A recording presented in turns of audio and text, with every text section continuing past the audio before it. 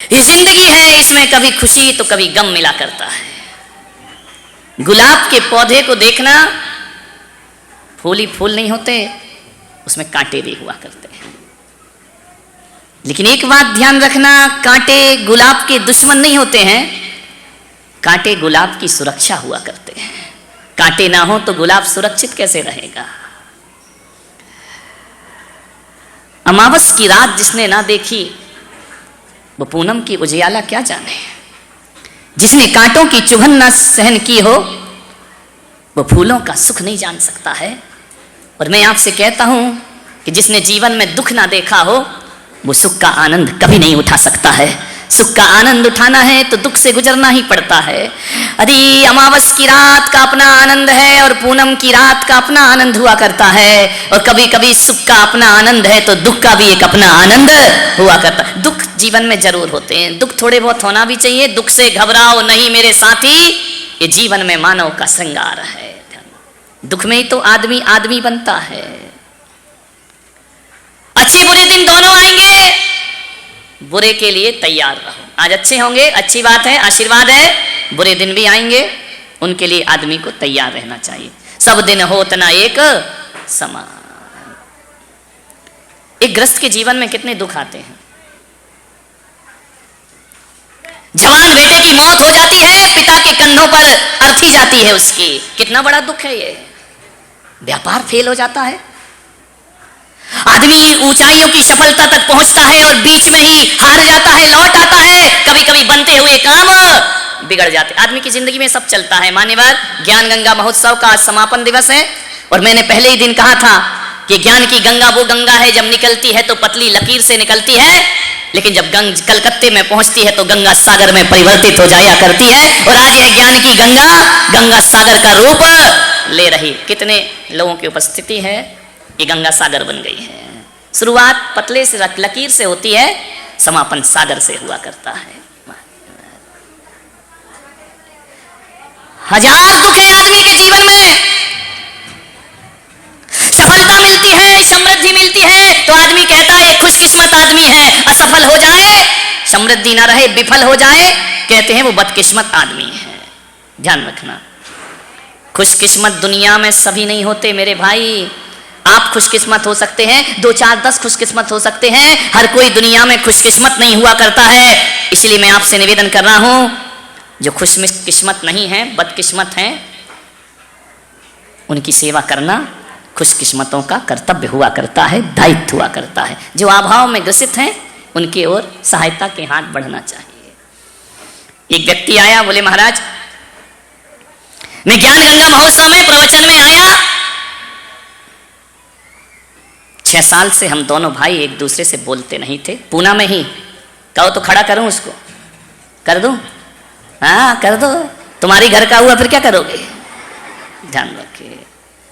वो आया कि 6 साल से हम दोनों भाई आपस में एक दूसरे से नहीं बोलते हैं, लेकिन जब मैंने आपका भाई वाला प्रवचन सुना मुझे लगा जिंदगी किस काम की, छोटी सी जिंदगी तकरार किस लिए, और रहते हो दिलों में दीवार किस लिए। दोनों भाई मेरे कक्ष में आए, आशीर्वाद लिया। मैं उनका आशीर्वाद मत लो, गले मिल जाओ, वही मेरा प्रवचन सार्थक और सफल हो जाएगा।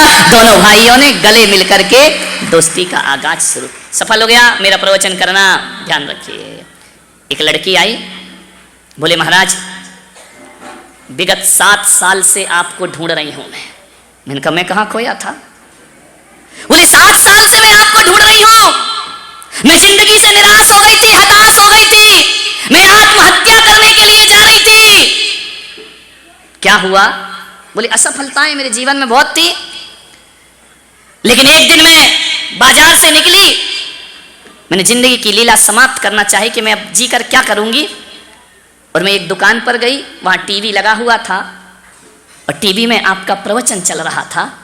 मैं सामान खरीदना भूल गई और 2 मिनट खड़े होकर टीवी देखने लगी। और जैसे ही टीवी मैंने देखी तो उस टीवी पर आपने कहा कि मनुष्य जन्म मिला है, ये व्यर्थ में गंवाने को प्राप्त नहीं हुआ है। एक बात याद रखना, सुख और दुख तो जिंदगी में आते ही रहते हैं। अरे सुख और दुख तो जीवन में आएंगे, दुख भी आएगा, सुख भी आएगा। अरे आज दुख है कल सुख आएगा। लेकिन आपका एक सेंटेंस मैंने सुना, इन सुख और दुख को जीने के लिए सबसे ज्यादा महत्वपूर्ण जीवन हुआ करता है। यदि जीवन ही नहीं होगा तो सुख कहां से आएगा और दुख कहां से। बस उसी दिन मैंने निर्णय लिया कि आत्महत्या नहीं करूंगी। 7 साल से इंतजार कर रही हूं, लेकिन जैसे ही मैंने रास्ते में होर्डिंग देखा, अरे मैं देख करके अचंभित रह गई। ये तो वही संत हैं जिनका मैंने एक सेंटेंस प्रवचन का सुना था। वो मेरे पास आई, उसने आशीर्वाद लिया और साहित्य लेकर के स्टॉल से गई कि मेरी जिंदगी की असली कोई संपदा है तो महाराज आपकी ये किताबें संपदा है जो जीवन का सूत्र दिया करती हैं। मान्यवर, बहुत लोगों में परिवर्तन हुआ है, प्रेम भावना बढ़ी है। अभी कुछ लोग मुझे बता रहे थे कि महाराज इतने दिन से हम पुणे में हैं, हमको कई लोग आज तक हम नहीं पहचानते हैं, लेकिन इस चातुर्मास से पता चला कि पूना में इतने जैन भी रहा करते हैं जिन्हें हम आज तक जानते नहीं। ये ज्ञान गंगा महोत्सव की सफलता है, ध्यान रखिए। ना जाने किस किस को क्या मिला। एक दिल्ली में मेरा चातुर्मास हुआ, एक व्यक्ति बिल्कुल गरीब, कार्यक्रम हुआ, आयोजन हुआ, मुझे पता लगा, आयोजक लोग लेकर के आए और एक बिल्कुल गरीब साधारण से व्यक्ति से उन्होंने मेरी सभा का दीप प्रज्वलन कराया। सारे लोग देखकर रह गए, आदमी कौन है। मैं भी देखकर रह गया कि दीप प्रज्वलन कर रहा है, कपड़े से तो साधारण लगता है। जब उससे पूछा गया कि तुम कौन हो, तो समाज के अध्यक्ष ने मुझे बताया कि महाराज ये आपका टीवी से भक्त बना है, ये आपका प्रवचन से भक्त बना है और दिल्ली की सड़कों पे रिक्शा चलाया करता है। इनका रिक्शा चलाने वाले से दीप प्रज्वलन। बोले महाराज इसलिए कि रिक्शा चलाता है, लेकिन ये वो आदमी है। उस आदमी से मैंने खुद पूछा कि तुम अपनी जुबान से बताओ। बोले महाराज मैं दिन भर में क्या कमाता हूँगा, 100, 500, 1000 रुपये कमाता हूँगा। मैं बहुत गरीब आदमी हूँ, लेकिन एक दिन मैंने आपकी किताब पढ़ी, पुस्तक पढ़ी, इतनी अच्छी वो किताब और इतनी अच्छी वो पुस्तक मुझे लगी। मैंने उस दिन से संकल्प ले लिया, ध्यान रखना एक गरीब आदमी, और मैंने अपने महीने की आय में से 2100 रुपये, आपको पता नहीं है, और ट्रस्ट को मैं हर महीने पहुंचाया करता हूं। बोले किस लिए पहुंचाया करता, मैंने कहा बोले इसलिए महाराज कि आपके विचारों की ये किताब जन जन तक पहुंचे, क्योंकि धन दौलत माया किसी को दे दो तो कुछ नहीं होता है, लेकिन आपकी किताबों में वो ताकत है जो जिंदगी की सोच को बदल दिया करते हैं, जीने के अंदाज को बदल दिया करते हैं। और मैं जब तक जीवित हूं मैं ये धनराशि केवल और केवल साहित्य के प्रचार प्रसार को देता रहूंगा। मान्यवर हकीकत बताऊं, उस दिन वो 2100 रुपए की राशि मुझे 21 करोड़ से भी ज्यादा वजनदार लगी कि आदमी लोगों की जिंदगी के बारे में सोचा करता है, इबादत करते हैं, पूजा करते हैं।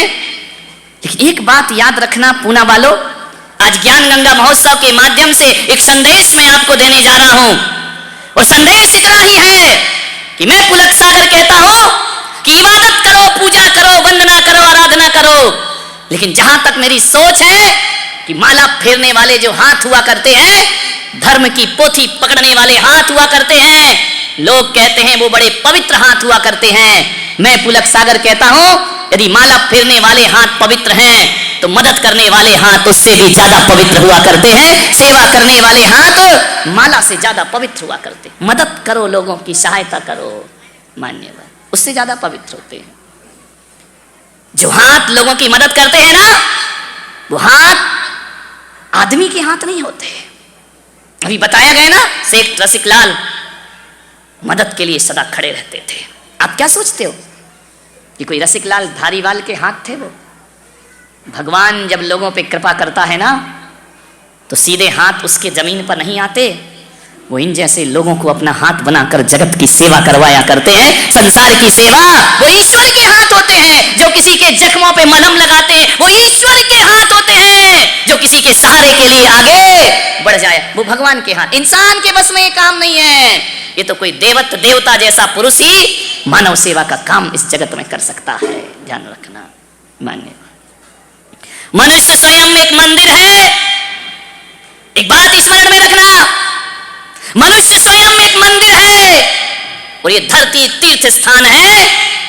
और जो मनुष्य ईश्वर की आराधना करता है, एक बात याद रखना, मानव की सेवा सबसे बड़ी ईश्वर की आराधना हुआ करती है। इससे बड़ी ईश्वर की कोई पूजा नहीं हो। इंसान हो, इंसान बनो।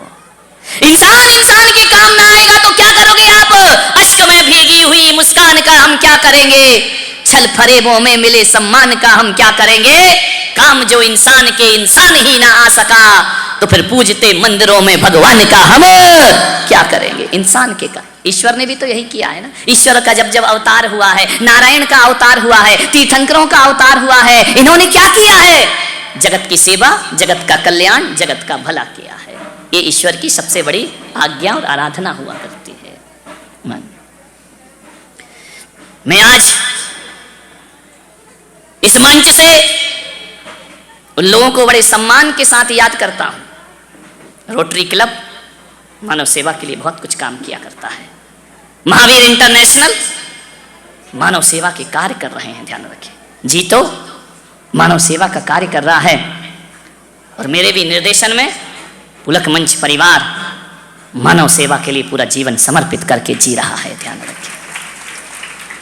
मेरा एक भक्त है जोधपुर में, राजस्थान में, जाति का ब्राह्मण है, राजू व्यास उसका नाम है, हेडमास्टर है स्कूल में, उसकी पत्नी नर्स है। उसने मुझसे मंत्र दीक्षा ली है, जानते हो? आपको विश्वास नहीं होगा। उस आदमी ने मेरे से प्रेरणा लेकर के एक एम्बुलेंस तैयार की। कोई ड्राइवर नहीं रखा है, खुद चलाता है, मरीजों को फ्री अस्पताल ले जाता है, फ्री उनके घर पहुंचाता है। और ऐसा ही नहीं कि केवल अस्पताल ले जाना, जितनी बार अस्पताल में डॉक्टर बुलाता है, वो वात्सल्य धारा के नाम से वह एम्बुलेंस लेकर के उनकी सेवा करता है। ऐसी उसने एक शव वाहिनी बनाई है।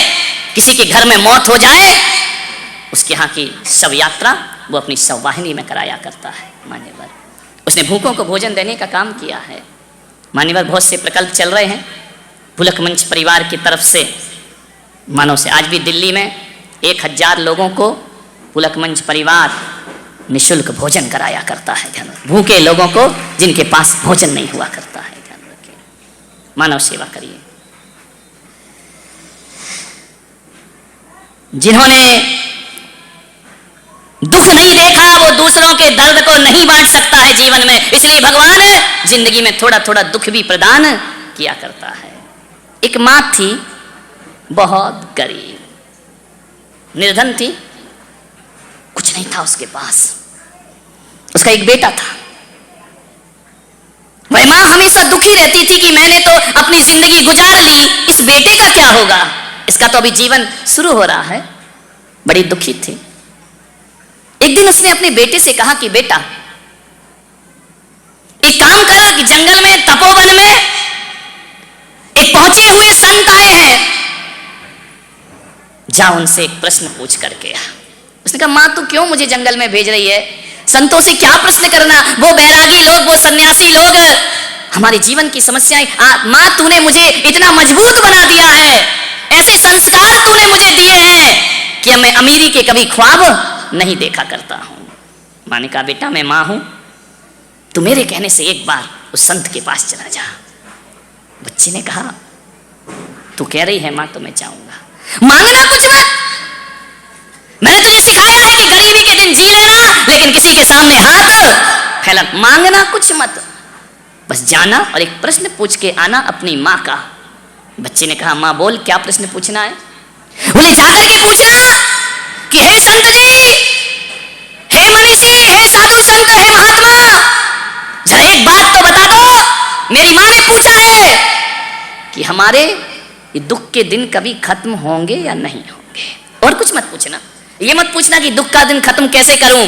बड़ी स्वाभिमानी मां रही, भेज दिया उसने संत के पास। बच्चा चला, पूना से ही चला होगा। कहां से चला हूं? बोलो पुणे से चला, जहां की खा रहे वहीं की बजाओ। पूना से चला हुआ बच्चा। पहले का जमाना था, पुराना जमाना था, गाड़ियां नहीं थी। और गाड़ियां थी तो गरीब के नसीब में गाड़ियां कहां होती? वह तो पैदल ही जाएगा, पैदल ही पैदल जा रहा था, चला जा रहा था, चला जा रहा था। मां की एक सौगात लिए चला जा रहा था। एक प्रश्न संत से पूछ करके आना है। बहुत दूर जंगल था, चला गया जंगल में। शाम होने लगी, रात गिरने लगी। गोधूली की बेला, पशु घर वापिस आ रहे हैं, वो पैदल जा रहा है। एक सेठानी के घर वो पहुंचा। सेठानी से कहा कि सेठानी तुम्हारा इतना बड़ा मकान है, इतनी बड़ी हवेली है, मैं पैदल किसी संत के पास जा रहा हूं, क्या आज की रात तुम्हारे घर के बरामदे में गुजार सकता हूं? सेठानी बड़ी दयालु थी, धार्मिक प्रवृत्ति की थी। उसने कहा बेटा रात गुजारो, आओ विश्राम करो, रहो यहाँ आराम से। बोले रहना नहीं है, रात गुजारना है। फिर उठानी ने कहा सो जाओ। उसका रात में विश्राम कराया। सुबह जाने लगा तो सेठानी ने पूछा कि बेटा तुम ये तो बताओ तुम जा कहाँ रहे हो। बोले मैं एक संत के पास जा रहा हूँ और मेरी माँ ने एक प्रश्न पूछा है, उस प्रश्न का उत्तर लेने, बहुत बड़े संत है, पहुंचे हुए संत है, उसका उत्तर लेने में जा रहा हूँ। सेठानी ने कहा संत के पास जा रहे? बोले हाँ। बोले बेटा तू माँ का प्रश्न लेके जा रहा है, एक प्रश्न मेरा भी पूछे आना। अरे उसने कहा भाई गरीब पूछे तो पूछे, ये अमीर पूछ रही है प्रश्न। बोले एक प्रश्न मेरा भी पूछ लेना। लड़का बड़ा संस्कारी था, उसने कहा कि माँ तेरे घर में मैंने रात बिताई है, जो प्रश्न कहेगी मैं पूछूंगा, जरूर पूछूंगा, प्रश्न ही तो पूछना है। बोले बस पूछ के आ जाना। बोले क्या प्रश्न है? बोले बस जाके संत जी से पूछना मेरी जो बेटी है वो बोलती नहीं है, जन्म से ही नहीं बोलती है, इतना पूछना मैं माँ हूं, मेरी चिंता है ये बेटी बोलेगी या नहीं बोलेगी, इसका विवाह होगा या नहीं। दो ही चिंता रहती है माँ बाप को।